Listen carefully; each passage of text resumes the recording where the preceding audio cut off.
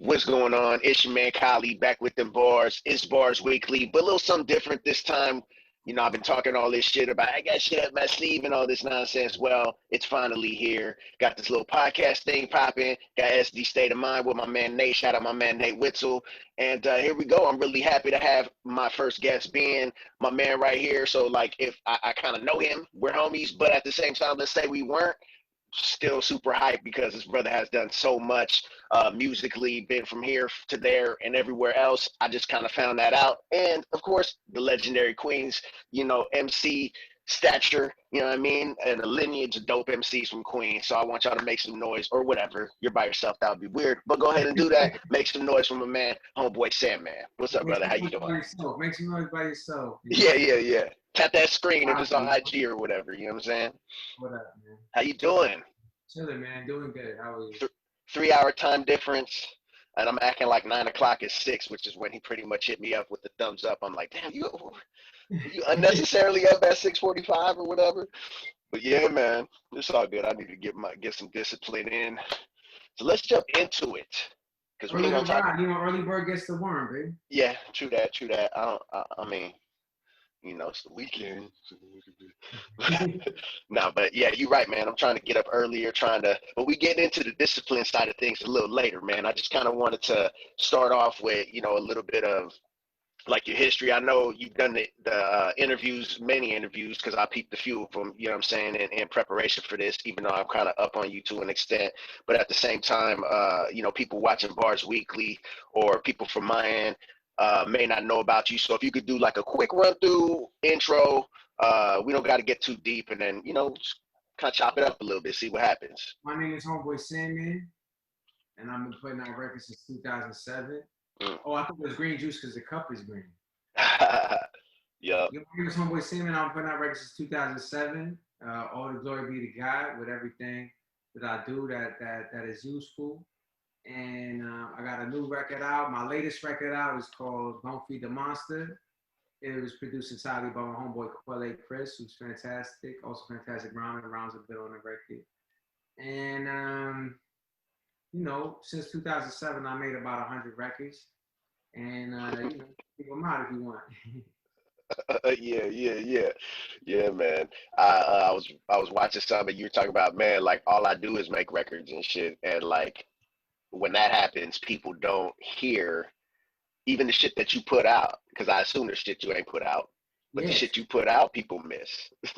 Right. Yeah. I finished a track this morning called Fiction, and I would like to my unreleased catalog. I've been spending a lot of time thinking about lately because it does.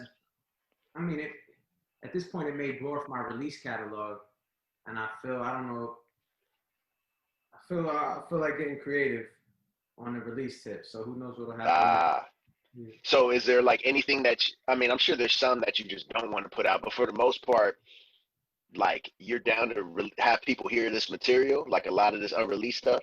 Yeah, without doubt. The stuff that I don't want to put out is stuff that I'm so far removed from on a spiritual or topical level. But a lot of times I take that production and make new songs to it because, you know, I don't want to blame the beats, you know what I mean, for being in the wrong place at the wrong time. Oh, it's all beats. You just not taking responsibility from an MC standpoint. Fuck that producer. He's whack. You know, I got a joint that I'm like, I don't want to put this out because I don't like where I don't like where I was at when I did it no more. But that beat is still, you know, we refurbish it. You know what I'm saying? Yeah, no doubt. Yeah, or like grab a couple lines or something, and like the rest of this is all right, but this line right here, sometimes you build a whole thing around like a couple bars from some throwaway verse or something like that, or like a pattern or whatever, which like for you, man, I feel like you one of them cats, like you definitely got the bars and the clever topical shit and just like the language and shit, but at the same time, your patterns on their own could stand because like people don't even be necessarily focusing on the pattern sometimes. They're just like, this is my raps, and maybe you're dope, maybe you're not, but your patterns kind of sound the same on every song. You know what I'm saying? And like your shit, I remember when I met you, you was doing that, and I'm just like, God damn, it's like doing this thing but hella crazy, you know what I mean? Like that was dope. And getting people to clap at all is kind of tough, but you got them clapping to create the beat for a long period of time. I was just like, this dude's pretty dope. Look it out, man. You're looking out. Yeah, Yeah, man. I try to keep the melodies, melodies. I only write to beats, I don't write without beats, you know what I'm saying? And, I try to keep everything very music intensive, so I want the melodies to be so, I want to find them so pleasing that they would be listenable even if I wasn't rapping. And I want the raps to be so pleasing that they would be listenable even if I had no melody. And then I want to combine the two, you know what I'm saying? Yeah, I mean, I just got a new car and it's wonderful and it's something that I wanted to have for so long and now I got it and I like driving in it. But I'm not trying to just drive through desert flatlands for hours. I want the scenery to be beautiful too. And it's like when you're making a track, you can have a dope verse or dope bars, but you want your beat and your bars to be like a whole journey, not a vehicle and a road. You know what I'm saying? Does that make sense? Yeah, I feel you a lot, man. I know this is about Homeboy Sandman, but I really enjoyed that joint you just put out, man, Ralph Quasar. Yeah, with the Quasar joint. Well, I'm The trying to think of building shit. Buildings. Oh, Yeah, you yeah, building's hot, but it's 3 tracks, but all 3 of them joints is hot. You know what I'm saying? thank you, man. So yeah, I was playing that for my people's True Master the other day, DJ True Master, and he was like, "Yo, who's that? Is it all the same?" Because I played some other joints that threw in the what's the name of the first joint on the record? I think For the Culture is the first one. Culture, yeah. Got that Cypress Hill vibe. Yeah, when he was like, "Who's that?" He was like, "Is this all the same dude?" I'm like, "Nah, this is another dude." Yeah, Word. Thank you, sir. Yeah, man. It's been a minute. It's been a minute. Focused so much on throwing shows and doing the radio show and fam and just all these things and design work because I'm doing the flyers and stuff. So when the shows kind of stopped, or not kind of stopped, they stopped. Then I'm like, okay, I got some time, and I hadn't written anything aside from a couple features in literally a few years, and I just got Really? hit with it. Yeah, man.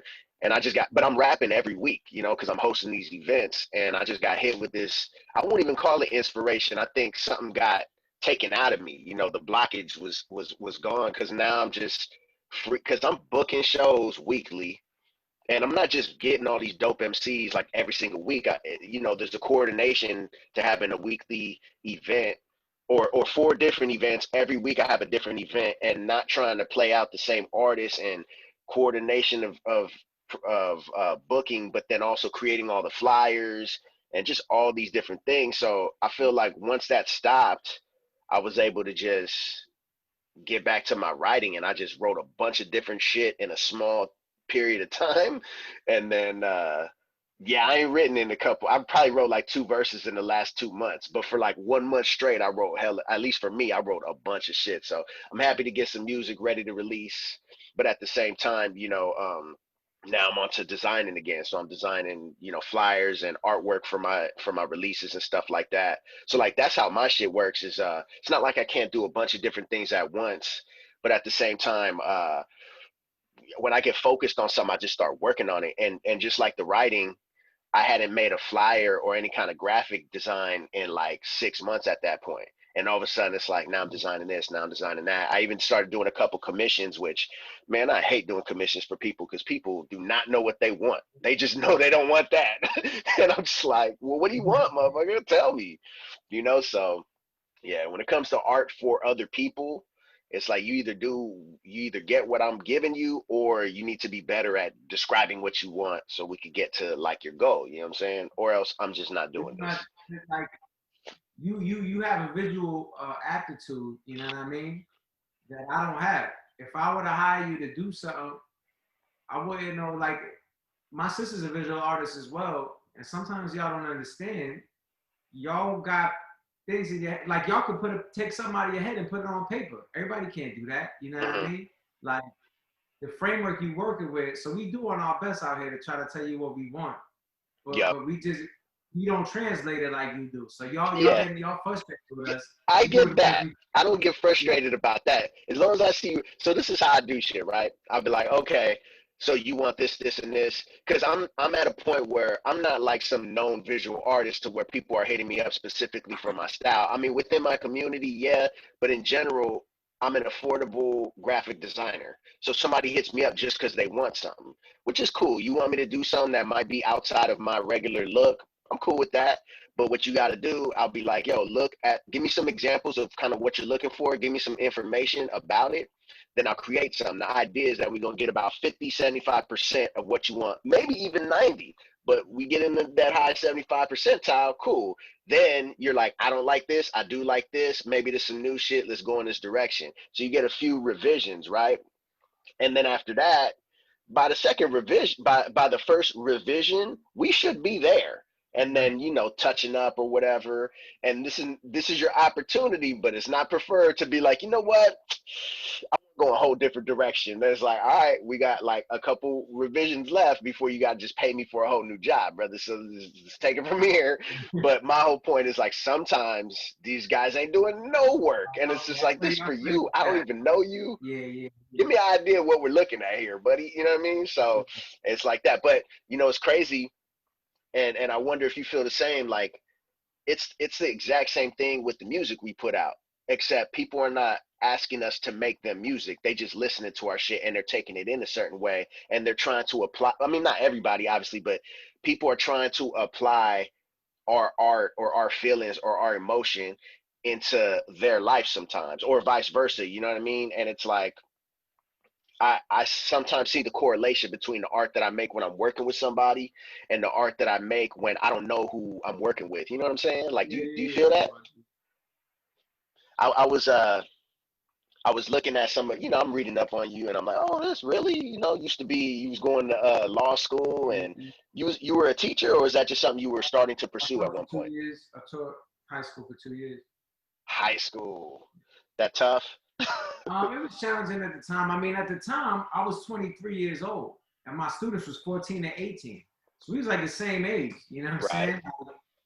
I remember one time I took the day off because I just needed a day off. I ran into this kid Raekwon who I taught. We ran into each other on the train. I'm like, "What are you doing here?" He's like, "What are you doing?" I was like, Like, I could do this. But you by law got to be here. I'm just taking a day off. Get out of here. What you doing here? How do you think? Do you think? Did you learn anything about kids or young adults? You know, especially that age group. No, it's like, No, no, don't even put a I'm just stress. not like 100%. Oh, okay. Like, No, I learned so much. Like I oftentimes say, you know, I definitely learn more from them than they learn from me, or just from the experience. Because kids are just like adults, you know what I'm saying? Only smaller, you know, only like, not even smaller, like, with yeah, I don't, yeah. So much about the psychology of people interacting with each other, testing boundaries, trying to get over, you know, when I was watching these kids, it was just like a science experiment every day, or just like a visual, just getting a perceive psychology, you know what I'm saying, all the time. Yeah, that was crazy. I mean, all the time, all the time, I think back to lessons that I learned when I was with my kids, you know what I'm saying, when I was teaching, you know, and we still talk all the time. I was talking to Joselito yesterday. He's sending me footage of him hooping. Like, my students be in my videos, you know what I mean? Like, those are my boys now. Now they grown men. They grown strong men.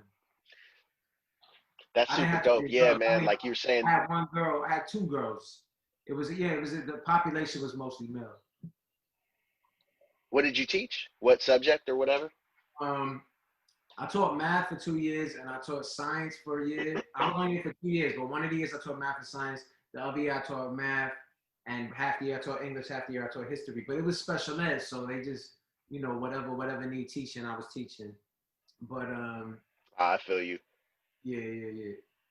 Like you were saying, how they're like little adults, but they've not been as battle tested as adults, right? So it's like they do the same things, like you said, try to get over on you, but a lot of times, at least, it's more natural things. Whereas as you get older, sometimes people are like being strategic about how they trying to play you, Yeah, and like these no, kids are that's like totally just a lot good. of times, yeah, They right. just not as I polished was with gonna their ask you, fronting. yeah, more raw, right?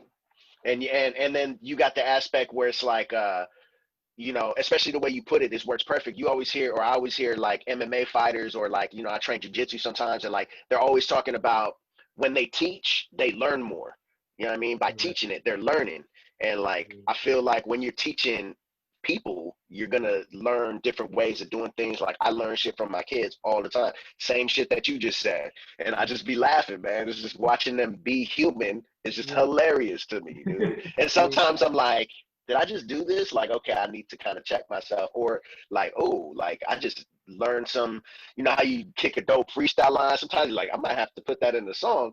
But like I learned something about life that I gotta put into my repertoire of a human, you know what I mean? It's pretty dope.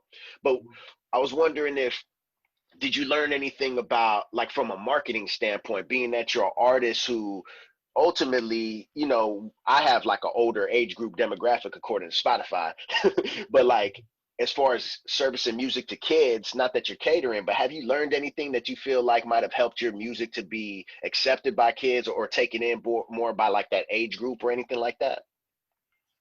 I don't know that I don't know that I too am like I don't know what Spotify says my people are, but you know, I got a line in the new record.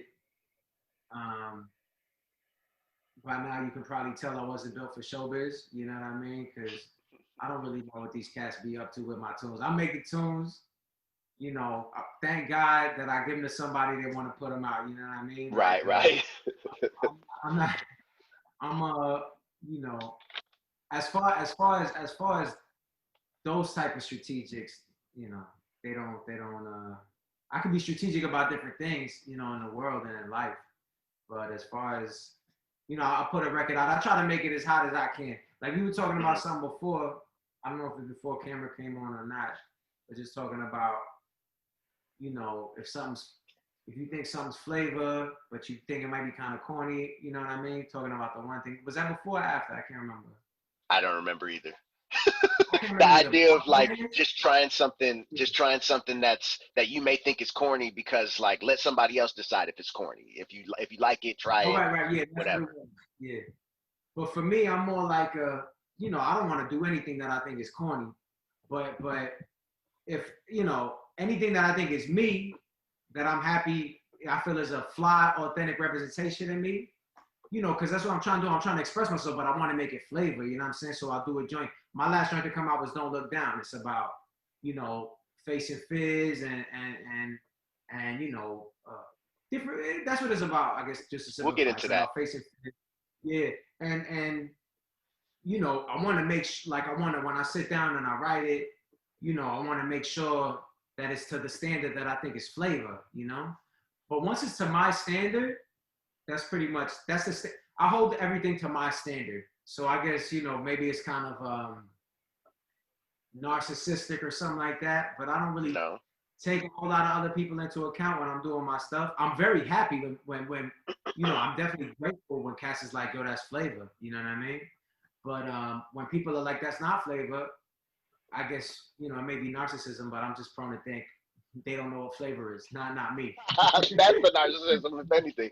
No, like you know, there's a lot of blogs out there, let's say, that charge people to to post their stuff. And it's like when I go to a blog, I'm going to a blog, or like what I try to do with my radio show is I try to not take people's opinions into account. Like I'll check stuff. If you tell me somebody's dope, I'm gonna check it, but that don't mean it's gonna, even if I like it, it might not fit on the show. You're coming to my show, whether you know it or not, to listen to the shit I think is dope and that I put together. And once I start charging somebody else, let's say, to play, or like my credibility is gone. Like you might not know it, but you may hear some song like that song don't fit on there. And when I see that at like I see a post of a bunch of dope shit, let's say at a blog, and I see some shit, even if it's not whack, it's just like, what is this doing here? This got no business to being here. I look at it like a little bit of a, this ain't you. This is you doing something for a different reason, whatever that different reason is. And it's like, as an artist, I think the best thing you could do is not take people's opinions into consideration, because I'm not coming to you. Like I may, like me doing logos for somebody, you might be like, can you do something like for me? And here's everything to kind of craft your shit around me. Cool. But when you come and look at my art, I'm not crafting nothing for nobody except myself. Or like I'm thinking I have my kid in mind, or I have a group of something in mind, but I'm still doing it fully me, you know? And I don't think that's narcissistic. I think that's keeping it as true to the art as you could be. Yeah, You know what I'm word to that. saying? Word to that. Yeah, yeah, yeah. Yeah. It is narcissistic. It's just because it's all unique. We're all unique, and you Yep. unique in your unique expression. So the Mhm. truth you are to that, yeah, I'm with you. And then also like you get more out of somebody being unique and taking risks on things that they might not think is cool necessarily to other people, but they just feeling it themselves. So we do something that turns out to be corny. You know, when dope, I don't know if you're a movie guy. You a movie guy? I've seen. I think I've seen more films than most people have seen. Word, okay. Well, What are you sometimes talking about? Oh, I not a understand. movie in particular. I'm more talking about when there's an actor that you love and they do a movie and you're just like, what the, you know what I'm saying? And it's like sometimes they're taking a risk. Sometimes they had to do that movie. You know what I'm saying? Sometimes So, they're taking a risk. Sometimes they're taking a check. I seen actors yeah, take yeah, risks, and I'm right, with it. right. I seen them take checks, and I'm like, Mm-hmm, you know what I'm saying? mm-hmm, But mm-hmm. look, I mean, I'm not without fault. I've taken checks, and I look back, and I'm like, yikes, and it made me feel cringy. And I've also, this stuff we're talking about now, like, I've taken into consideration other people's feedback, and that makes me feel cringy. You know what I mean? So I'm not acting like some of this stuff I didn't Right, come yeah. through trial and error. Yeah, yeah, of course, of course. But I like, even sometimes I see a movie and I like, even though I don't like the movie, I like that they did it because it doesn't feel like they did it for a check. It feels like they were experimenting, they're stepping out of their comfort zone. And I know not everyone feels like that, but it doesn't bother me because I could just change the movie. It doesn't make that other movie that they did any less good. You know what I'm saying? Yeah, So, yeah, but again, not everybody thinks like that. And then sometimes like you make a record full of different shit or things that they're not expecting from you, which is something that I feel like you do. Every record is different. There's obviously some overlapping elements, right? Because it's you, but at the same time, like, I'm trying to prolong getting into this record. Let's stop talking about this for a sec, because there's other things I want to talk about first before we get directly into the record, man. Like, I don't know all the labels that you've been involved in, but from Stone's Throw, which you dropped like 4 records on Stone's Throw or something like that. yeah, like 44. I mean, I know Really? I put out. I know I put out four full lengths. I think 3 or 4 full Okay. lengths, Right, and right. then maybe like 4 or 5 EPs though too. Ah, the EPs. One of the EP, yeah. So I put out a lot of joints on Stones. I put out. I don't want to go through them all, but Nah, something you don't like got to do seven, that. 10 joints probably. At least seven. Yeah, we're gonna have a 10. we're gonna have a link to your info, of course. So people definitely, if you guys know about Homeboy Sandman, you don't, I guarantee you're gonna go to the link and you're gonna see shit you didn't know was there. I promise you. So I just think it's dope that, first of all, when you signed to Stone's Throw, so just quick go back, right? 2007, 8, maybe, yeah, about 2007 or 8, you came to San Diego with Final Outlaw when, what was it, like Actual Factual Pterodactyl? Is that the Yeah, name of the yeah, record? yeah. When That you was were the second. promoting that one. Yeah, man, you came out and that's when I met you, right? Did a show and I was like, oh shit, like this dude's not just dope, but like different, right? And then we just kept in touch, came back out again, hit me up when you was doing Made. Shout out, the homie Ryan Bowers, rest in peace. Did Mm-hmm. Made. And again, I was just like, what I mean? Just progress. And I'm at a point in my career at that time where I'm just like, I need people like this to see what they're doing, push me, especially when you're doing something different, but in a similar field as me, right? So I'm seeing these things. And then when you sign to Stone's Throw, not only was I excited because Stone's Throw is big, right? But I was excited because it just seemed like, from what I knew of you, your music, and Stone's Throw, I was just like, this is the perfect place for this cat. You know what I'm saying? Then you get the Stone's Throw, you're doing, just continuing to progress, right? It's great to see. And then as a fan, same thing, great to see. Then you do this, and this is more recent. You do the records with Aesop Rock, who not only is a person who played a big part in my musical like upbringing or whatever, but also it's on RhymeSayers, which is like, if I had to pick one label, besides Death Row. It'll be RhymeSayers. I don't know if Slug be like hanging people off of, you know what I mean? But like RhymeSayers, man, legendary, not just to hip hop, but to probably bring people from outside of hip hop to hip hop and to be like, yo, like, oh, okay, it's not what I thought. It's not bitches and hoes and drugs only. You know what I mean? So you play a part on RhymeSayers, you know what I mean? Crazy.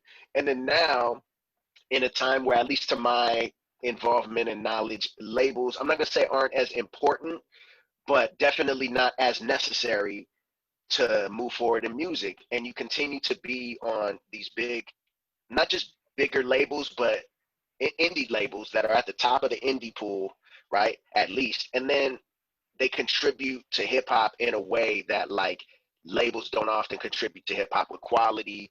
Not everyone sounds the same. It's like reminiscent of the original hip hop days, but nothing old at all about it. You know what I'm saying? Like, do you ever just look at these labels and like your time in this and just really be like on your down, if I was you and I'm just like feeling down and I just look up like Stone's Throw, RhymeSayers, Mello, I'm doing all right.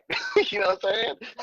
I do feel grateful, you know, as you say, you know, Stone's Throw, RhymeSayers, Mello. You know, I do feel grateful to kind of be affiliated with. You know, when I signed up with Stone's Throw, it was kind of like Stone's Throw or RhymeSayers were the two indie, because Mello's younger, you know, and came out. Yeah. When I was on Stone's Throw, I would keep doing shows with Mello artists. Like I would do shows with Odyssey, Open Mic, Quelle, and that's when I would kind of be like, yo, this Mello. But I wasn't up on them. I wasn't up on them at first. But by the time it was time to leave Stone's Throw, then I was like, Mello, you know, I like Mello, you know what I mean? But I do feel good, you know, I guess, you know, and I love RhymeSayers too. And you know, but you know, there's other labels now too. I like some of the stuff that Brain Feeder is doing, you know what I mean? And then you brought up Change Music, or I think it was before we was talking, before we went live. You know, so you know, there are some there's some independent labels that are getting busy, you know, even Soul Spasm be putting some stuff out, and you know, there's a myriad of labels. But I know a lot of people talk about, you know, you don't need a label anymore, and that could definitely be true. For me, you know, I'm grateful to have the labels, just because, like I said before, I do create on a regular basis, and I do like to just have the privilege of being able to focus on that and being able to depend on some type of framework as far as release and promotion and stuff like that, you know, because there is a lot that goes into it. That isn't to say I still don't do everything myself. You know, I text you when a new video come out. I text, you know, like I still be on my, you know, there's still, but I'm very grateful to have a lot of assistance with the brunt, you know, of the work of disseminating. I mean, just being associated with these labels sometimes just make people look at you that been seeing you and haven't really given you that chance, and now they see somebody else vouch. It's unfortunate that this is what it's like, you know what I mean? But you know what I mean? Unfortunate, yeah, but I know it's true, you know what I mean? Definitely true. And I don't, it's hard for me to say, because on one hand, I want to say I definitely benefit from it to a degree, because there's a lot of people that, you know, check out my records just because I'm down with these labels. You know, like, you know, Mello right now, their YouTube has however many 100,000 followers. So even if nobody knows who I am, when my video comes out on their YouTube, all of a sudden, however many 100,000 people are going to see it, right? Yep. And that's useful. At the same time, I do feel, you know, you talked earlier about, you know, how I'm always switching on speeds, and that's, you know, that's what I do, because that's how my life is. You know, my art is a representation of me. You know, there's all different types of people and different types of artists, and I respect all of them, and I believe God is manifested through everybody. But for me, I change all the time, and that's why my records change all the time. But I have been able to cultivate a fan base that is kind of unique in itself, because a lot of time, because I don't have a, you know, what's Homeboy Sandman like? Oh, he curses all the time. He don't curse at all. He's misogynistic. He's very respectful of women overboard with it. You know what I mean? Like, depending on the record, I've heard people tell me, yo, I'm so happy to hear you on something fast. And I've heard people tell me, I'm so happy that you slowed it down. You know what I mean? Like stylistically. And I like that because I know that people that are checking for my stuff is like, you want to check for something that we don't really know what to expect. But we do, the one thread you talk about, there's going to be a common thread is I try to keep it flavor. You know what I'm saying? So Keep them guessing even. Yeah, well, I mean, I'm guessing myself. So I'm not trying to keep them guessing. Yeah. I would like to stop guessing at some point myself. If I stop guessing, then stop guessing. You know what I'm saying? But until then, so I only bring that up to say that it is cool being down with labels that are going to make people pay attention to my records.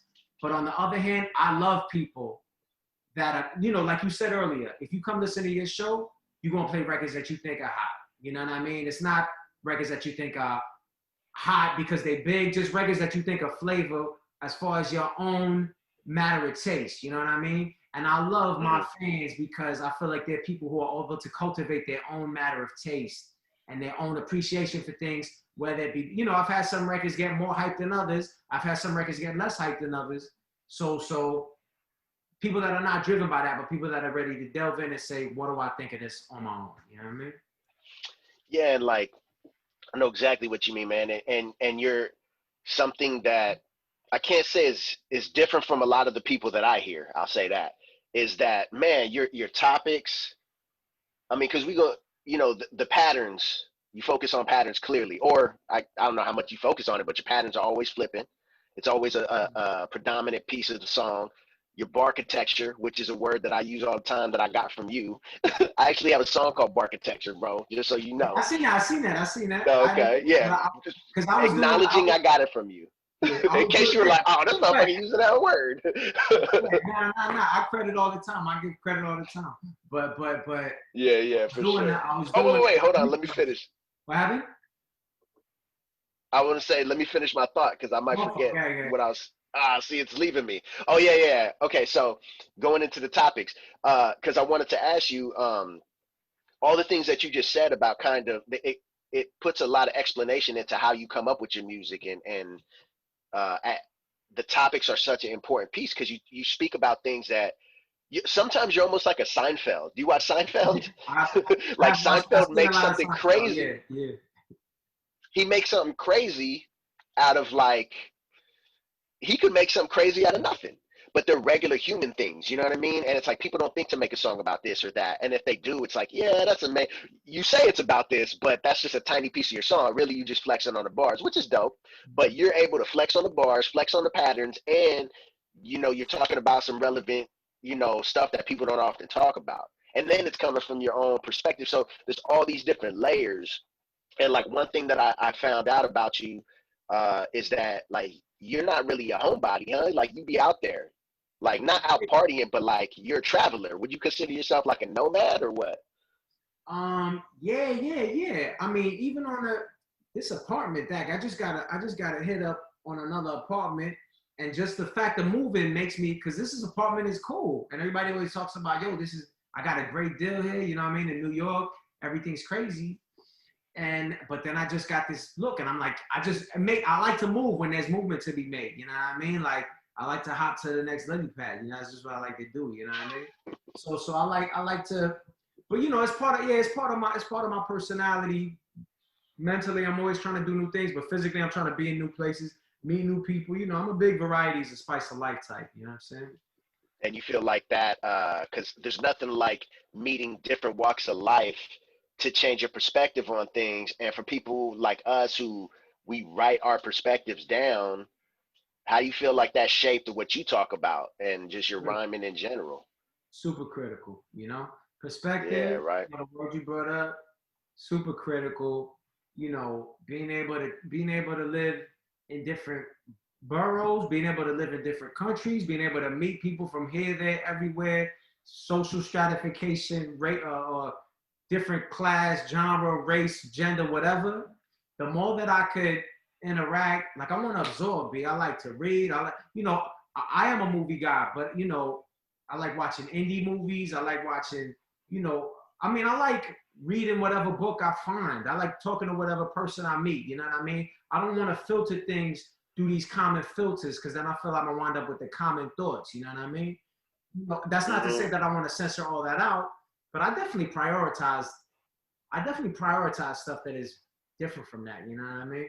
But it all comes down to what you said, man. I think you hit the nail right on the head because perspective, yo. Because me, I'm some, you know, I know little if that, but the more perspectives I have, the easier it is for me to have some different ideas, have some, you know. Like you said, you was even out of the country. You lived in like Sweden for a I lived in minute, right? Sweden for 7 months. Was that you touring Sweden, or like you went out there and you're just I did like, some touring while I was out there. maybe I'll I stay. figured I said I'm out here, I might as well hit Europe, and I actually hit Asia and New Zealand while I was out there because I guess I was a little closer, but in Australia. But I was with a girl that was out there, so I was just kicking it with her. She couldn't get over here, so I said I'll kick it with you out there. You know what I mean? But that for me, that you know, that's it. Decisions like that are simple for me to make. You know, I don't have no kids.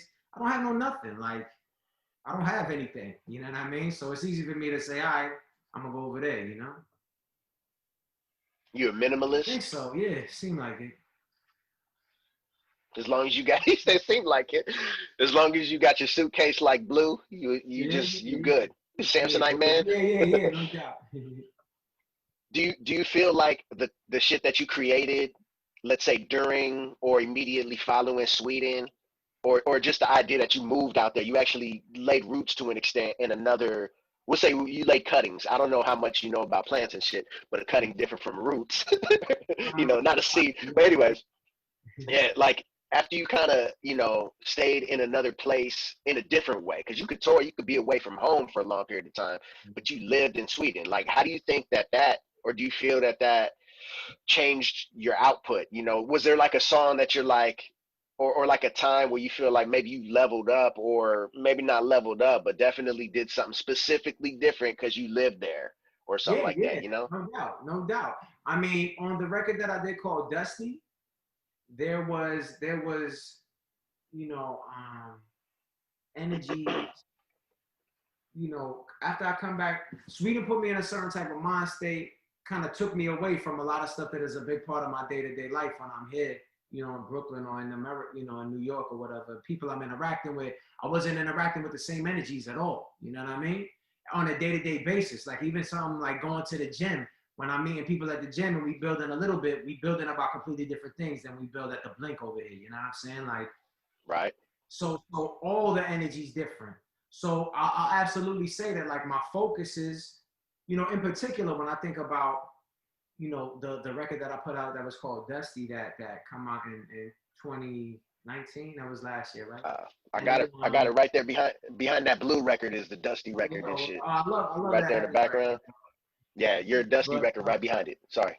yeah, but yeah, I think about that and I'm more, that record was more like me. I'm not too concerned about social issues like that really very much anymore. You know what I mean? I'm not really too concerned about how media is brainwashing everybody. I'm not really too concerned about all these different things that if you listen to Don't Feed the Monster, things that have become more important to me, you know, in different ways, because I was removed from, you know, everybody out there is white, chilling.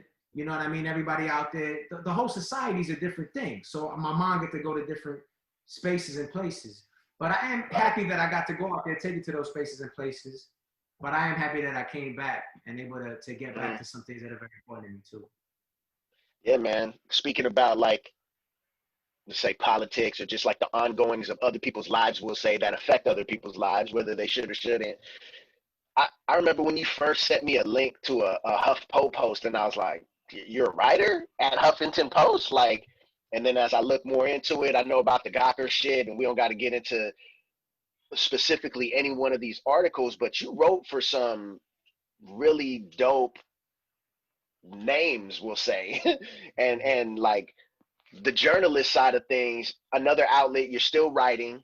You know what I'm saying? Like, how did that Well, okay. We'll dig a little bit into the Gawker thing and what it turned into. I seen something that you said you kind of threw your hands up. You was kind of trying to make a change to an Mhm. extent, which I've also heard you say about your music. Like you wanted to like write shit that'll change stuff. You're not just trying to write to flex, and you've been able to insert the architecture in the change. You know what I'm saying? And then you got to a point, at least from a writing perspective, where or as far as writing articles and columns and shit, that you're like, this isn't changing anything. So did you just stop writing as far as that? I mean, I definitely came to a point of frustration, and even that was with the pros and also with the records too. Like that Dusty record that I talked to you about, and even something like moving to Sweden and just be like, yo, I'm gonna just be chilling, like forget everything. You know what I'm saying? Like, I didn't stop writing. Actually, when I got the opportunity to write for those outlets, which I knew they're similar to labels. You know what I mean? Because a bunch of people, I got a rhyme. They only cared about my hat when it was Mitchell and Ness, and only read my articles when they was on HuffPo, which made me reflect. You know what I'm saying? Because I still write, and after that I wrote, but now I don't really put a lot of my stuff out. But I realized the same way if I put a record out on Mello, more people will check for it. This is the same way if I write something on Huffington Post, more people will check or Gawker or something like that. Because when these cats started to give me these opportunities, I bring up God a lot because God is all I believe in. You know what I'm saying? And I think that my creation is just God. You know what I mean? Like I'm grateful. I could never write them bars on myself. They too hot. You know what I'm saying? So from the beginning, I'm out when I, from the beginning of when God saved my life, I've been like, yo, I got to do something important with this. I can't just be on no, you know what I mean? Like, and I'm not talking about some old God complex save the world. I'm just trying to be useful. You know what I mean? I want to be Yep. useful. Contribute. So yeah. So when they started getting, I'm like, yo, all right, I know I'm gonna take this. I'm gonna keep it real. That's why I get to, do the things I do. But I'm gonna start at 1 and I'm gonna take it to 5 because I don't know how real they're gonna let me keep it. But I'm not gonna not keep it real. But let me start at 1. So I started at 1. It was cool. I went to 2. Cool. I went to 3. And then I went to 4. They were like, "We're not printing this. You're not printing this." You know what I mean? I didn't get to 5, but they're like, "Yo, you can't do that. You can't say that. You can't do that." You know what I mean? I was like, "All right, cool." You know what I mean? But I was like, at this point, I'm like, "Oh, but I still know all these people that check for my writing." You know what I mean?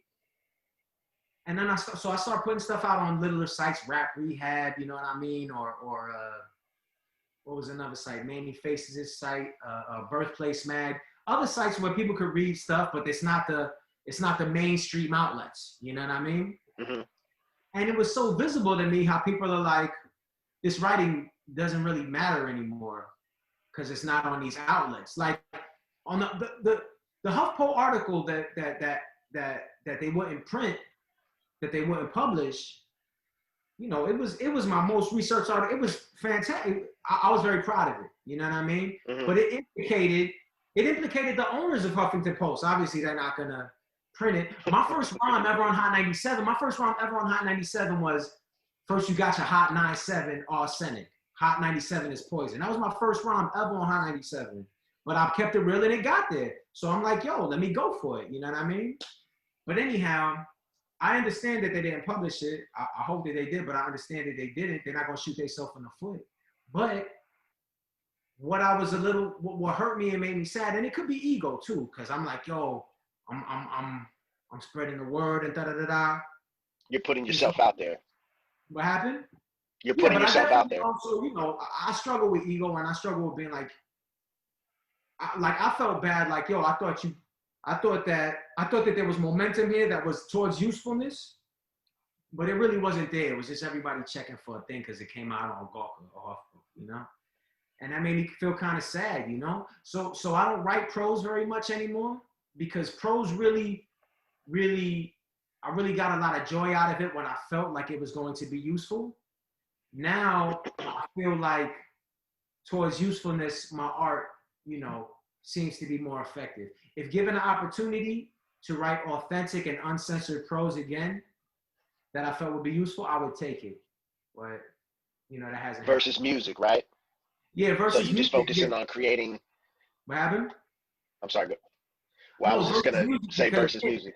it people culture is not a literary culture as it is in, and Wow. I'm like, music is not that way though. You know, music is a little, seems to me, on my personal experience, is there's a greater level of absorption. You know what I mean?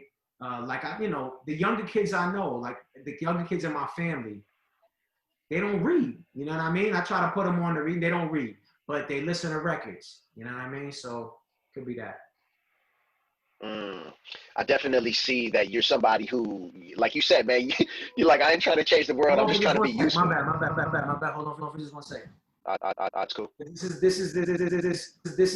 My bad. Coming right back, back. Talk to me. What's going on? It's your man Kahlee. You already know the deal. It's Bars Weekly all day. Shout out my man Homeboy Sandman. But yo, I need to let you know we got the new holiday sweater joints on deck. The ill Bars Weekly. You need to check it out. What you gotta do is go to WSTgear.com.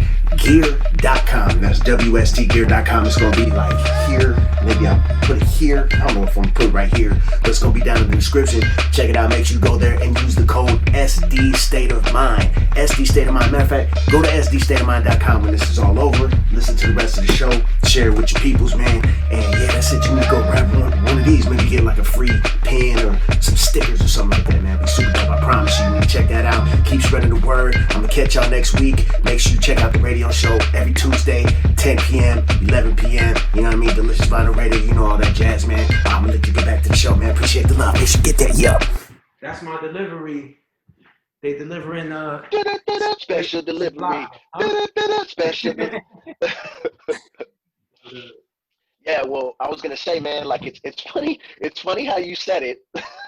I get a kick of how you say a lot of shit, but like you're not trying to change the world necessarily. You're just trying to be useful, and like I feel that, and I feel that through your music in general. But there's a clear change in your recent record, man. Like the things that you touch on, there's so many standout records for different reasons. Like from like the stress shit. Stress is dope. Biters is dope. Very relevant and important for people to hear nowadays. You know what I'm saying? Please listen to Biters if nothing else. Stop biting, man. Just be original. Go ahead and Google to see if 17 other people have your name already. Because 17 people already have your name. Pick another name. Pick another name, man. So different. Putting X's in the vowels doesn't make your name different from the 17 other people. You know what I'm saying? I'm just on a side note. You know what I'm saying? Waiting on my girl. Oh my God. You know, sometimes you hear stuff. Well, I don't know how this is with you. When you hear shit, and you may like it, you may not. It may just be going through one ear out the other, but definitely something snaps and you're like, oh, and then all of a sudden you hear the shit, the body of work through a different like ear or whatever. I don't know. And when I heard Waiting on My Girl, I played it for my coworker. My coworker is like this 50-something-year-old white dude, but he's a head. He's just like me, but not into hip hop. He likes hip hop. He likes all music, but he's a metalhead, dude. Every day he's wearing like old tour shirts to work, you know, super smart like me with a bunch of irrelevant information. We're like Snapple caps, you know, it's dope. But I play it for him. He's busting up, and he's just like waiting on my girl. She has no concept of time. You know what I'm saying? And that shit had me busting up. And then, you know, the first record I heard was Trauma, obviously, and like I was already open to it, and then like hearing more and more in a way where I was already like open to take these things in, and like, you know, going to Trauma, man. Trauma is like, do you feel like you was ever vulnerable like that in anything else you put out? Nah, because I wasn't vulnerable like that in real life. So I need to come to a point. I need to come, you know, like this newest record, you know, it was a tough year last year, you know what I'm saying, in a lot of different ways. And, you know, it was kind of like I talk about Dusty, like Dusty was kind of like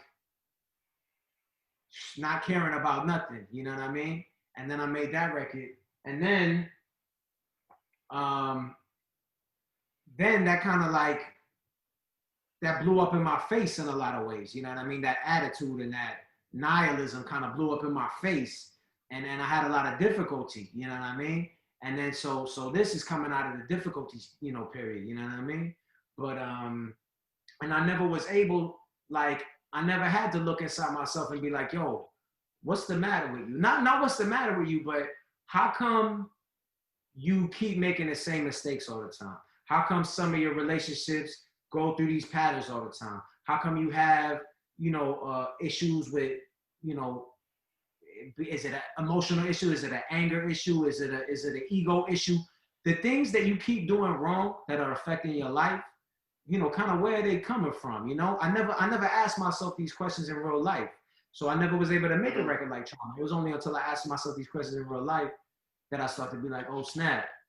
I started going to, doing therapy, and talking about my childhood and stuff like that. Stuff that I'm like, oh, that stuff doesn't affect me. I'm cool. I'm good. I'm here. I'm happy. I'm chilling. You know what I mean? Like, but yeah. So it took real life in order to come through in the art, And you dug in and you found some things. Do you get anxiety? Do you get like panic attacks or like obsessive thoughts? You know what I'm saying? Things that kind of take you over, even if just for small periods. Last year I did when I was making. I had never dealt with any of that stuff before. I had never dealt with insomnia. I had never dealt with anxiety. I had never dealt with kind of overriding health issues. I had never dealt with a lot of stuff that I dealt with last year. You know what I mean?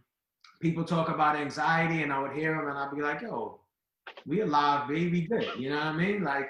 But that was my insensitive, judgmental thinking, you know what I mean? Also ignorant thinking, you know what I mean? But, I'm grateful that now, I'm feeling better, you know what I mean? And I'm not really experiencing, the things that I named, you know what I mean? Anxiety, I'm not really experiencing that currently, but it ain't fun. Like, I think of myself as somebody who's confident, comfortable, socially, but whatever. So, has a lot of faith. Always think of myself as somebody who has a lot of faith. So having anxiety to the point where I couldn't sleep for weeks, that was crazy. Like, I thought I was losing my mind, Yeah, sometimes, yeah, I feel you. A bunch of shit that you can't even control. And sometimes it's like, this shit ain't even really a big deal if this worst thing that I'm thinking of at this moment happens. Like, why are you even tripping, kind of? I got a homie who, well, I mean, we're not super tight, but that's the homie. And he has obsessive thoughts disorder, right? Whatever that is. I'm pretty sure I got it, a level of it. But like, he once said that he runs like 5 miles a day. And if he doesn't run after a few days, let's say, he'll start getting it. And the 5 miles a day is what keeps him at bay.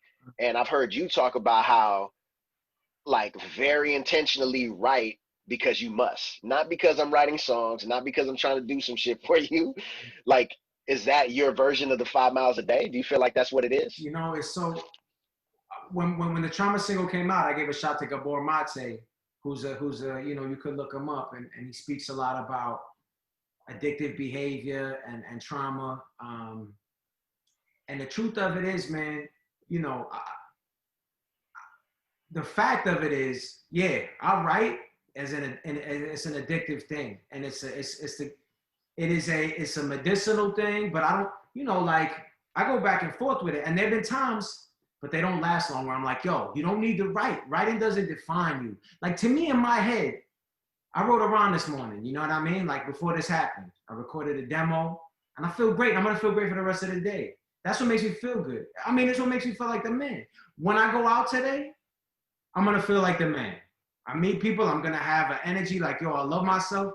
If I didn't write that rhyme, I wouldn't know how to define myself. You know what I mean? This is something I don't know if I'm dealing with it because I'm so grateful that I'm able to write the rhymes. So it's when I'm writing, it's kind of like, yo, I found the perfect drug. I don't get sick from it. I get to make a living from it. It's great.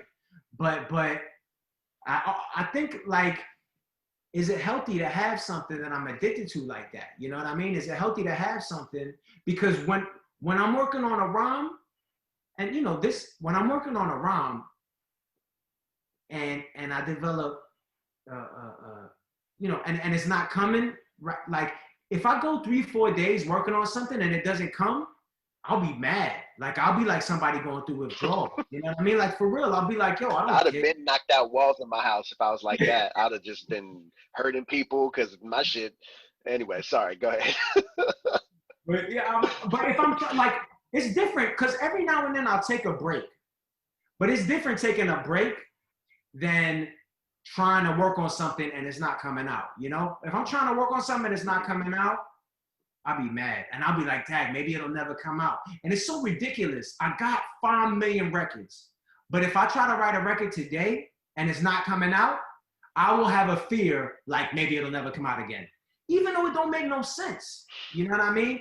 That intense, like, oh snap, it's gone, will be there. And it's bugged out. What a trip, man. What a trip. I know you like through the talking and then like seeing you speak to other people, like interviews and just kind of the music and stuff, it's clear, even if I didn't hear you say it, it's clear that like I can't say that, I'm not gonna say you're not a wasteful person because I don't know what you do, but I know the shit you take in, you're not a wasteful person. You're not, it doesn't seem like you're down to just waste a bunch of time listening, like trying to like some shit because other people like it. Like I seen you on Rosenberg shit, and he played some new shit for you, and you were really trying to not diss it, which I think is fine. You were trying so hard to not diss it. Oh man. But that's how I was at the time. Yo, I look back at that interview and see, that's the thing. It's so funny. Just why you bring that up. They couldn't have me. They needed to have me on that station when I was in a weakened state. They couldn't have had me on that station today when I'd be like, yo, don't play this. Play some Kahlee, play some Lupe, B. Play some Decca, B. Play some Aesop. They see, because I know Rosenberg. And he knew it was okay to have me on that day. Because from the energy, you know what I'm saying? He knew it was safe, you know? And I look back and I'm like, dad, because that's the only, you know, because that was the only time I've been in studio over there, you know what I'm saying? And of course a bunch of people watch it because it's 97, you know what I'm saying? Mm-hmm. I do it, but I could have been flaming on there, you know what I'm saying? Like I could have been out, but they wouldn't have had me on there if that was the mood I was in.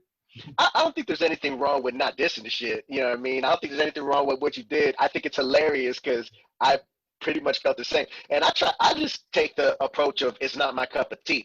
Unless I know that you're just straight trying to like fucking exploit hip hop and you don't give no fucks and shit like that. Then I'm more willing to be like, ah man, I ain't feeling that. I don't think it's genuine, you know, whatever. The thing is, look, there's an inherent degree of that.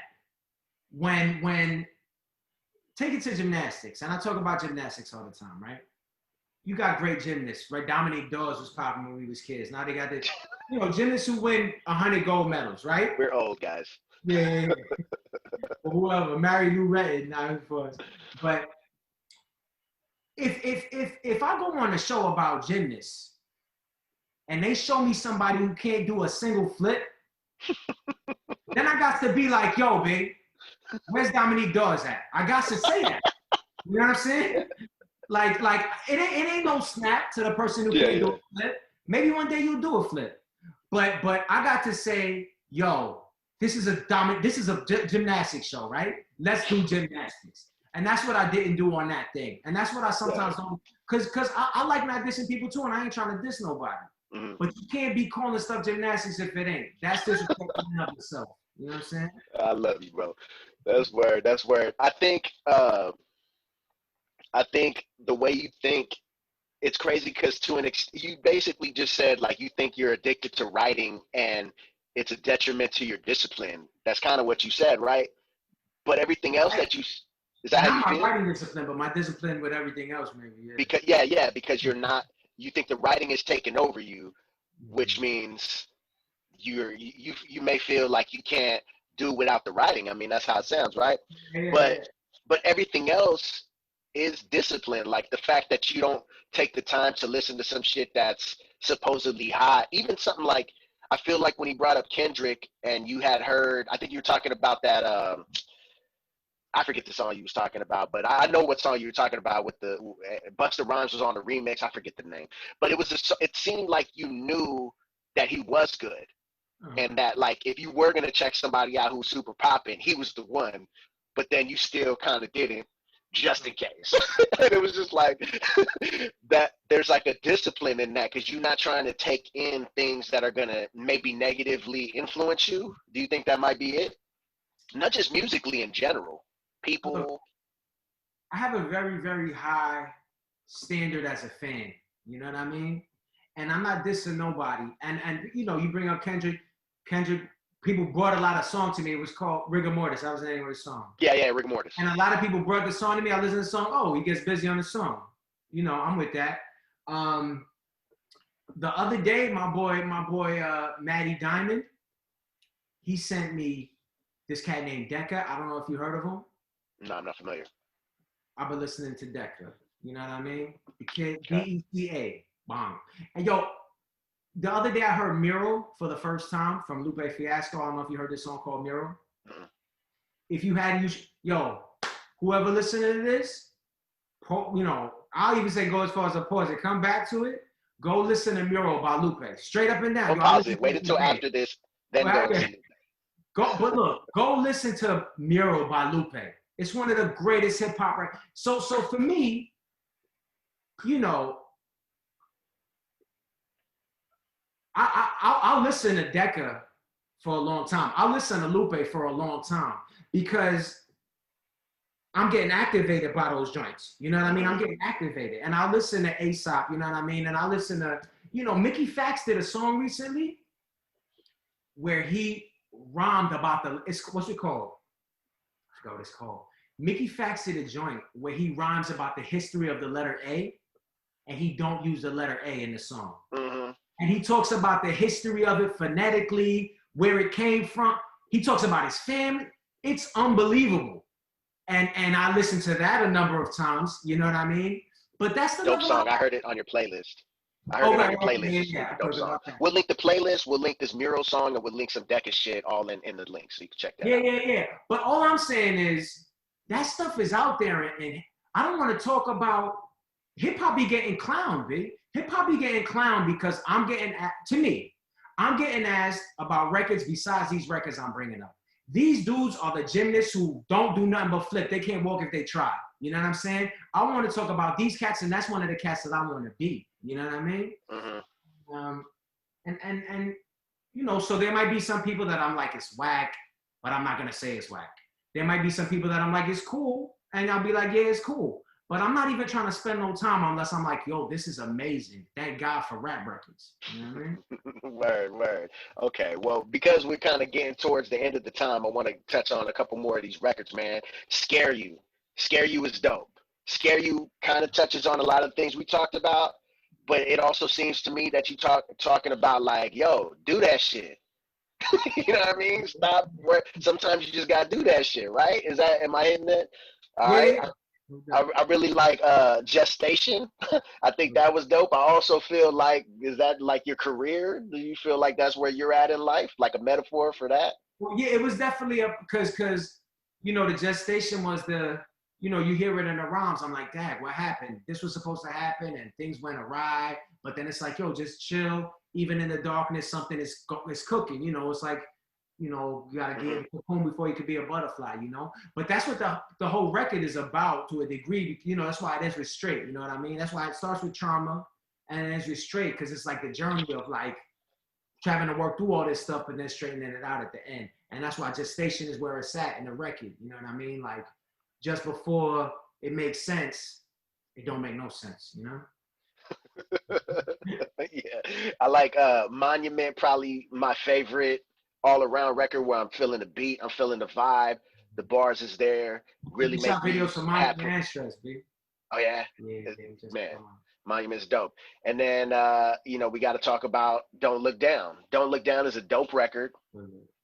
I'm not going to say you're talking about something no one would think to talk about as far as the literal sense, but you're definitely speaking on an important thing about facing your fears. And then you do this dope ass video, which I'm thinking is going to be like 2-3 minutes long when you sent it to me. And I'm like, oh, this is like because I just pressed the button while I'm at work. I put it here. I'm watching it while I'm just pretending like I'm typing. And I'm like, oh shit. And then you're like on some free solo shit. I'm like, what the fuck? And I'm just watching the whole thing. and it's dope for what it is. If I'm not looking deeper, I'm just watching the surface level. It's everything about it is dope. It's professional from the marketing standpoint. But the idea that you face the fear, first of all, I think you're like 7 feet tall. I'm not saying that it was hard. It wasn't hard to do, but it's a lot harder for me. I'm just saying, jumping that, I wouldn't have done it, but okay. But it doesn't matter if it was 2 feet, because you straight up said it. Like, there are things that you wouldn't do in life for reasons you may not even understand. Maybe you're embarrassed of what you don't even know if it's going to happen. So you're not taking the steps towards it. And when your fucking face when you jumped and you made it, and you're like, it worked out. Like, the way you said it worked out. I could have plummeted, probably died, or at least been broke, like in a full body cast, but it worked out. And now you can fucking not only do it again, but you can do all these random fucking little things that probably ain't shit, and you probably see people that you could smack in the face. Not that you would ever do it, but like nobodies, weak people. Not saying that they are, but you know what I'm saying? Like, sometimes you see people do things that you wish you could do, and you're just like, there are so many things that I thought I could do that they couldn't, and look at them do this. You know what I mean? And it's like, these are small things that maybe our conditioning taught us not to try, or our fears of failure and things like that. And you jumped, like, how tall was that building that you jumped? That was 5 stories. So you jumped from one 5-story to another 5-story. Was like 7 feet. Well, it was the roof. They're both 4-story buildings, but then there's the one more story for the roof. Got you. But the point is, I got stuck on the roof one time because I put up Christmas lights and my ladder was a little too low, and I cracked it when I jumped, because the thing's right here. I like jump up there, and I did this shit for like 9 years. For some reason, I was just like, and my kids are old enough to see me fall and break a leg, and I'm just like, and it's the roof at my house. I could have hang dropped or even just jumped off onto my grass, but instead I waited up there 45 minutes for my pops to bring a better ladder. I'm just saying. So now, what is the next not dangerous thing that you've been scared to do, but you will now be down to do, or maybe even excited to do, because you've jumped from one 5-story building to another? You know what I'm saying? Well, let me just, as you talk about I'm all down with you waiting for the ladder. You know what I mean? Because I'm not trying to walk into traffic without looking. That don't make no sense. Right. If you knew that jumping down from the house was completely safe, but you were just scared to do it, that's a different thing. That's exactly what it is, though. That's what I'm telling you. Yeah, that's exactly what it was. I was just scared. Well, I know who jumped out of windows because they were sneaking away from like some chick's mom that they were messing around with. They shouldn't have been there. 2-story windows. And I'm just like, nah, fam. I'm straight. I'll wait. Anyways, keep going. Dad, I've been working on balance a lot lately. It's kind of, you bring up that interview that I did. Like, I sometimes worry, and I think this is an ego thing, because I want to be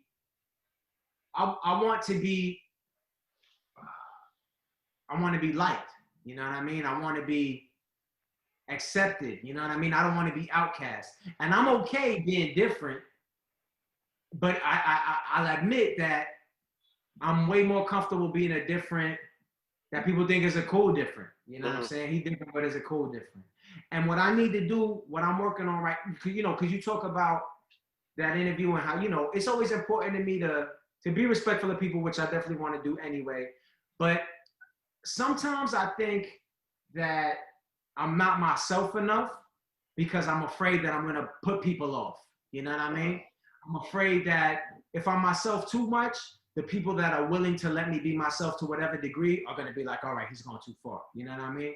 And what I'm working on today with the song I wrote this morning, and what I'm trying to work on this week, and is I want to, it's a work in progress, but I want to be myself even when I feel like it's going to leave me completely by myself. You know what I mean? In certain scenarios, you know what I mean? I'm lucky to have friends that I love, and friends that love me, and I'm lucky to have support. But there are certain things that I stand alone on. You know what I mean? And a lot of the time I keep them to myself. I don't want to do that no more. I have a fear that I'm gonna wind up mumbling to myself in the street. You know what I mean? And just The when it soloist. happens, I had to, maybe I come up with a hot rhyme from the street. You know what I mean? Yeah, Because Jamie Foxx, Robert Downey Jr., man. what The happened? soloist. The soloist. You're gonna be like the soloist and shit. Oh, I ain't seen it. Is it ill? It's good, yeah. It's solid. Yeah, I'll peep it. I'll peep it. Thanks for a good recommendation. But that's the next thing, man. I'm cool. I'm cool with pointing out that media is there to brainwash us because a lot of people are like, yo, you're going too hard, but then a lot of people are like, yo, he's telling the truth. But then there's some other stuff that I gotta, and not even to say, there's some stuff that's in my head I gotta let out. Whether or not it's right or wrong, I gotta let it out. That's my next thing. You'll hear about what it is too.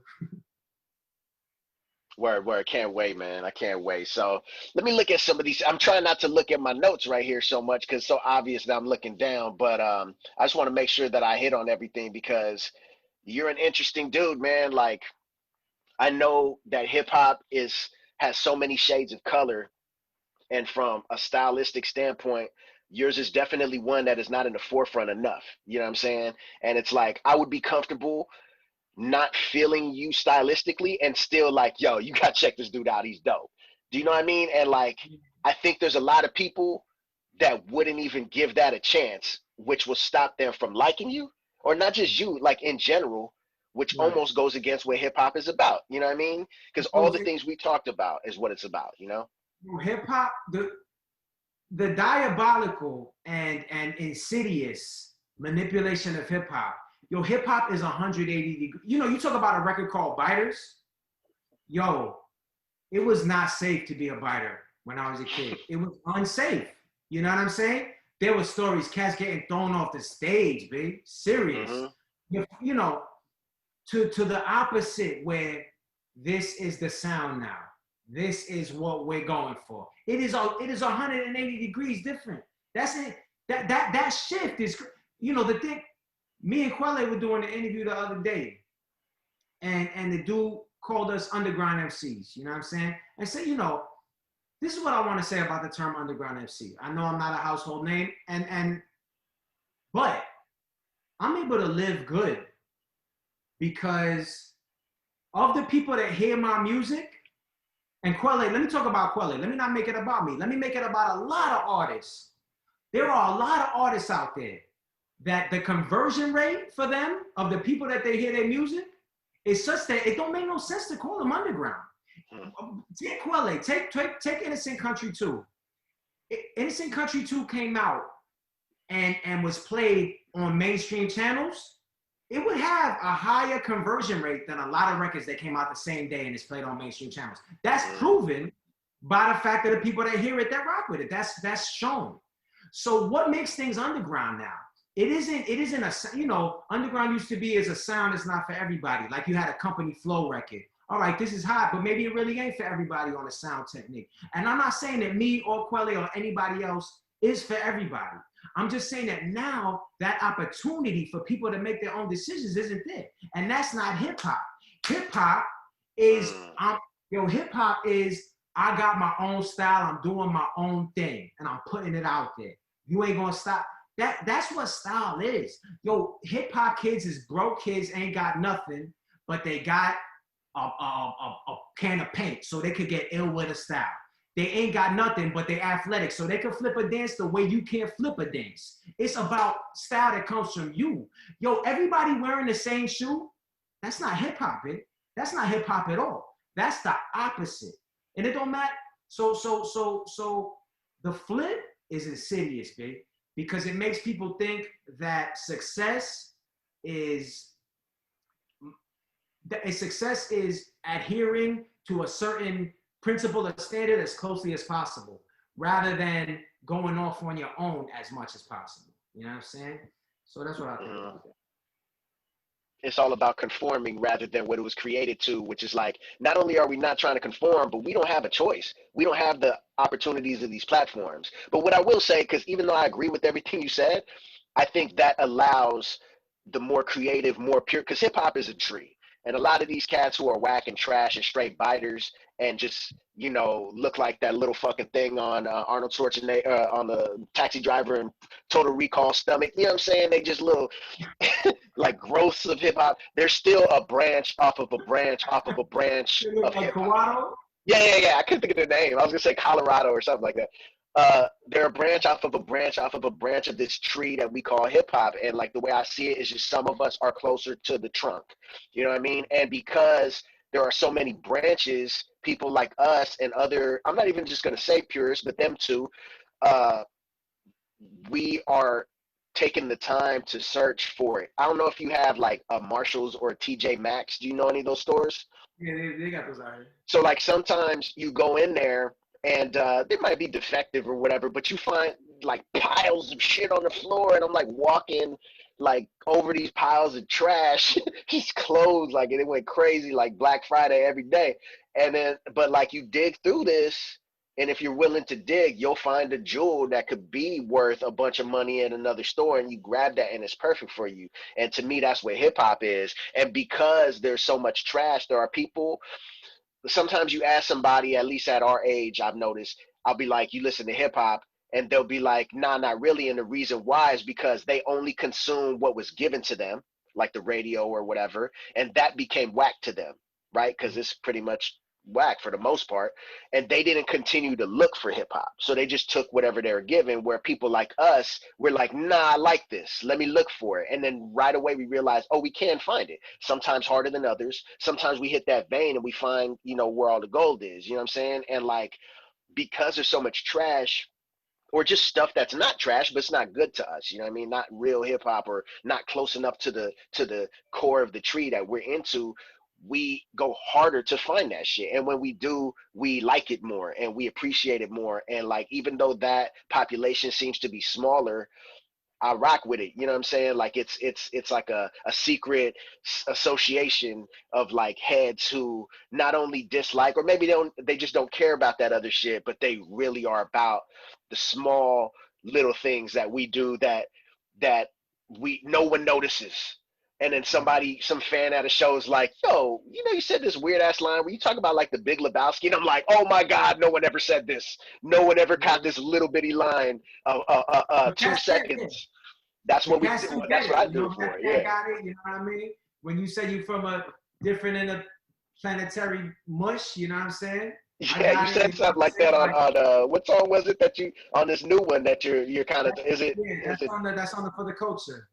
No, but yeah, but you said something kind of like, when I heard something on, I can't remember, I thought I wrote it down, but one of your tracks, the hook, you're kind of talking about something like that. I forget the name of it. I meant to have your Bandcamp up. I went through your lyrics last night, bro. You're talking about on the Dusty when it was far out. out. No, it was something on your recent one, but I'll text you about it later. But anyways, yeah, man, like those little connections and shit, and then like, I think that would be there no matter what, but I think because there's so much of this other stuff sometimes, at least from like a quality standpoint, we have more people down with either our own music or just more of the music that we like, you know, whether they're for us or just supporting the same people we support.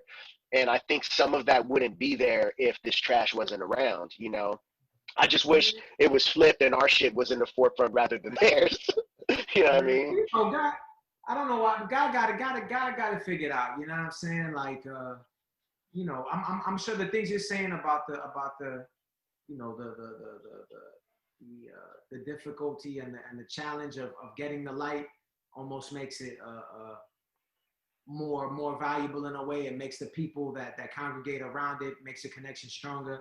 You know, yep, kind of. But also, it's like what you said about the shoes. If our styles of hip hop were in the forefront, then we're that shoe that everybody's wearing. It's like, yo, those are dope, but I'd rather have a different version of that.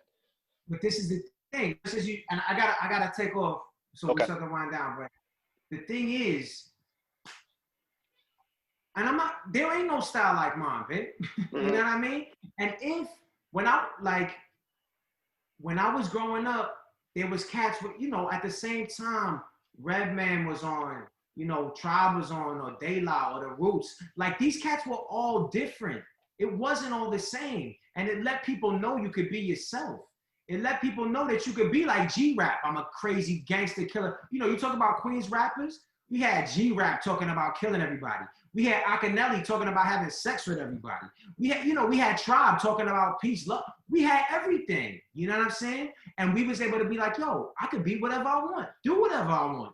Cause here's whatever I want blowing up. You know what I mean? Mm-hmm. So, you know, and I kind of feel, you know, I feel like there's a lot of revenue generated and a lot of control of people that is, you know, and fostered by people feeling like, you know, they need to be constricted in these little things. So I kind of feel like if you turned on records and you heard a Kahlee record, then a Homeboy Sandman record, then an Aesop Rock record, then a Quelle Chris record, then a Lupe Fiasco record, the whole world would be different. And it wouldn't be as easy to just tell people what to do. You know what I'm saying? And I feel like cats know that. You know what I mean? The cats that are out here, you keep acting like they started trying to figure us out the same time we started trying to figure them out. Now, these cats got 10,000 years of psychology and strategy and technique down packed and how to make us act stupid. So, yo, I'm sorry, but I got a boat, yo. It's all good, man. Let me I appreciate you, and you're the first guest on this version of Bars Weekly, man. I'm glad it's you. Though. I'm honored. Do all the plugging, please. Like, I know you don't have a lot of social media, but let people know where they could find your music, just things that you want them to know. And please have something. I hate when nobody wants to promote themselves. My email address is homeboysandman@gmail.com, yo. If you want to hear some of my records, email me and ask for some of them. I'll write you back. And other than that, if you throw Homeboy Sandman onto the internet, there will be an abundance of records that will overwhelm you. So enjoy those, y'all. Straight up, man. Y'all really got to check this brother out. I'm going to put a link to the Bandcamp as well. You got his email address. That's his email address. Holla at this brother. He ain't going to tell you to not do it. You know what I'm saying? Man, again, appreciate it. Amazing record in a lot of different ways. Just anything else before we get out of here? Glory be to God. Peace and love. Thanks, brother. Be good, brother. Appreciate you, dog. Have a great day, man. Stay up. All right, man. So really pumped about that. It's the homie for quite a few years. And he's just somebody from a hip-hop standpoint who continues to push the envelope, you know, amongst other things. And had a great conversation with him, really excited about it. Can't wait to see it, you know, see it again, check it out. And I hope y'all got something from it. You know what it is. If you didn't, it's Bars Weekly. Every Tuesday from 10 to 11 on Delicious Vinyl Radio on the Free Dash Radio app. You should be tuned in listening, but also we upload in the shows. It's an hour-long show. Usually the show go a little longer. So you're only going to hear an hour on Dash Radio on Tuesdays. You know what I'm saying? So you go on to mixcloud.com/Bars Weekly or the free Mixcloud app. Check out Bars Weekly. Search that. And you got 3 years of dope hip-hop. You know what I mean? Sometimes, like this past week or the last week, I don't know when this video is coming out, but it was an hour, 20-minute show. So you got like 6 more songs if you go to the Mixcloud. Plus, you could just hear it again and again and again. If you've never heard it, this is the first time you even seeing who the fuck is this guy with toys in the background. You know what I'm saying? Like, check it out. Because if you like this type of music, kind of like what we talked about, I really love the type of music that I play. And I try to put that together, not just for me, not just for y'all, but also for the artists involved. It's a win-win-win where everybody just kind of, you know, has a great time when a show like this exists. You know what I mean? So that's one of the goals. So definitely check it out, man. And I hope y'all digging it. Make sure you go to barsweekly.com. You know, of course, you're going to see this video at the top. You're going to see other things that I'm doing. sdstateofmind.com for my latest effort. And, of course, if you go there, you're going to see a lot of things that I have my hands in. Really excited to finally get this episode out. So I hope y'all feeling it. And we got a lot more to come. You know, so I'm going to say it like this. I know we're in a rough time. If this is the pandemic time, when you're watching this, get out and do some shit. Make something happen. If you got something that it's halted you from doing, figure out how to make that happen or some version of it, or maybe something new. You can't do this? Well, there's something else you ain't been able to do because you were doing that. Do that. You know what I'm saying? All right, man. I'm going to stop fucking with y'all. I really appreciate y'all tuning in. I'm about to be out this piece. Y'all have a great day. Whatever day of the week it is, man. Appreciate the love. Peace to the colleagues. Buzz Weekly.